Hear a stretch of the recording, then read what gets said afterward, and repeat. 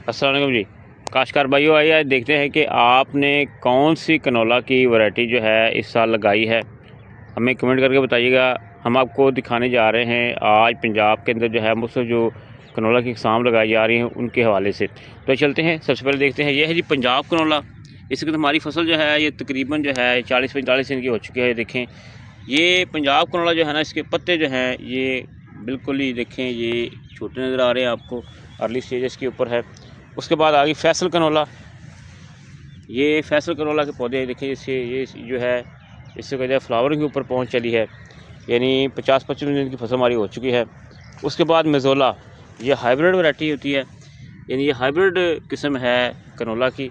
इसके अंदर oil content भी ज़्यादा होता है, इसका सीड भी महंगा होता है, जबकि जो दूसरी वैरायटीज़ होती हैं कनोला की उनके सीड सस्ते होते हैं। अब ये देखें, ये है जी हमारे पास रहीम यार खान कनोला। तो ये देखें, ये रहीम यार कनोला की फसल है। ये है जी खानपुर कनोला, ये आप देख सकते हैं। इसकी कंडीशन देखें। आपको बता दें कि आम तौर पर जो कनोला के मुख्तलिफ अक़साम में हमको दिखा रहे हैं, इनके अंदर 40 से 44 तक जो है ऑयल कंटेंट होता है, जबकि जो हाइब्रिड होता है उसके अंदर जो है 44 से लेकर 48% तक जो है ऑयल कंटेंट होता है। तो ये इस वक्त दिखा, ये है सांदल कनोला।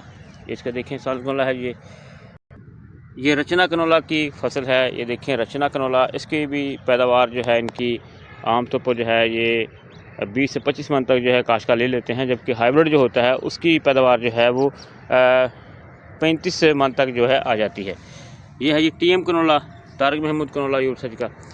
तो आज हमने आपको दिखाया है मुख्तलिफ़ किस्म की जो कनोला की अक़साम है, उनका हमने आपको अपडेट दी है। मज़ीद हम आपको बताते रहेंगे, दिखाते रहेंगे। जैसे ये फलियों के ऊपर आएगी, आप दिखाएंगे कि फलियाँ जो है इनकी किस तरह से बनती हैं या किस किस्म की इनकी स्टेजेस होती हैं।